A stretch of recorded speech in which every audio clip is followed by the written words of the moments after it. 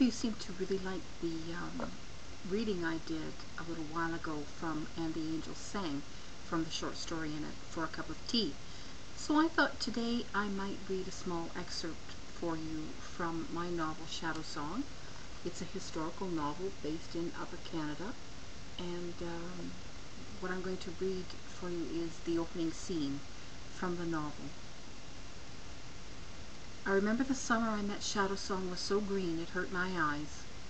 It was as if the world were carved from jade, something sacred and equally fragile. I, Daniel Michelle Fleming, was to become mesmerized by this world. This land, this Upper Canada, was a place where I would learn to breathe.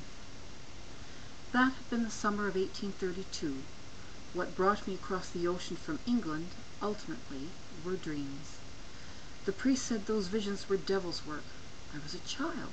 How was I to know there were things the priests feared? How was I to know my visions were ambivalent? The irony of it is I never asked for this gift.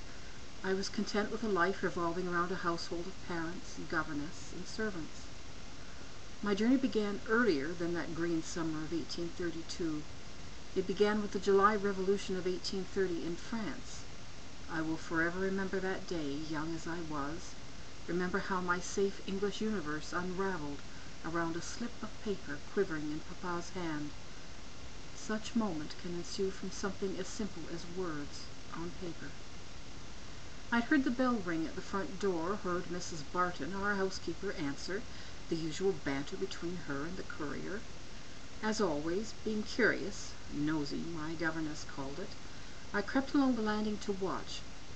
Papa would come to the foyer, I knew.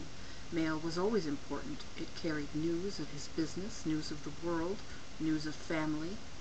In this case, it was to be news of all three. By the time I reached my favorite place, face pressed between the railings, Mamma joined Papa in the foyer.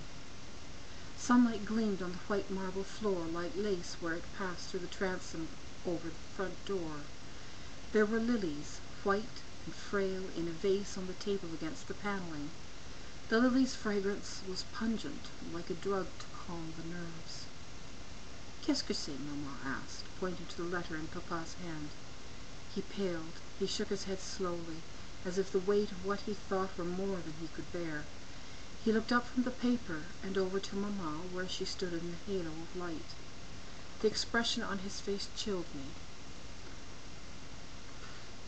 A gentleman, Papa had never been wordless, never shown the slightest indication he was anything less than invincible in his steady, calm manner.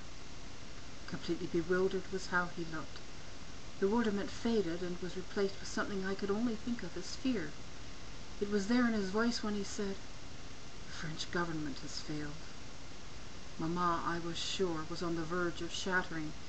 She had always been delicate, like the lilies in the vase, intoxicating, enchanting, and tender to any misuse.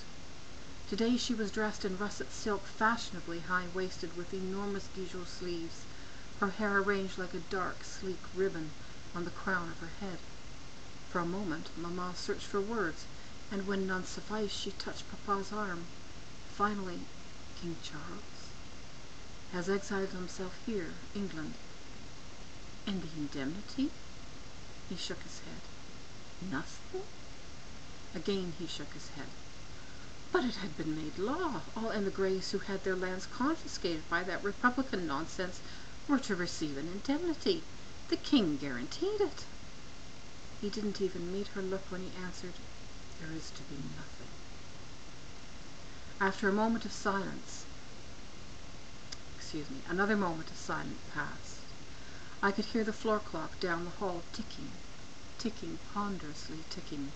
Its sound thumped in my head like those ominous words, meaningless and yet full of portent.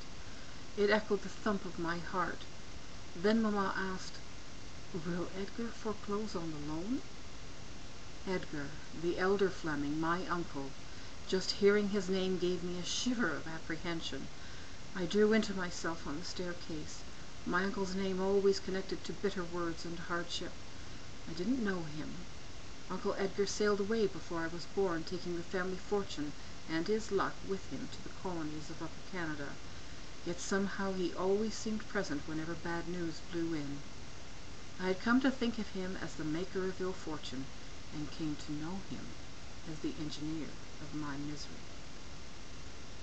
Edgar has no security now, Papa answered. Everything I borrowed from my brother was secured against your lands in France, and the indemnity guaranteed by the Bourbon government. But will your brother foreclose on the loan? Yes.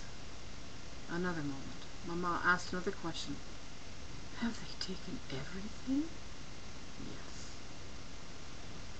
Mamma smiled, although it was plain her smile was one of those let's be brave smiles.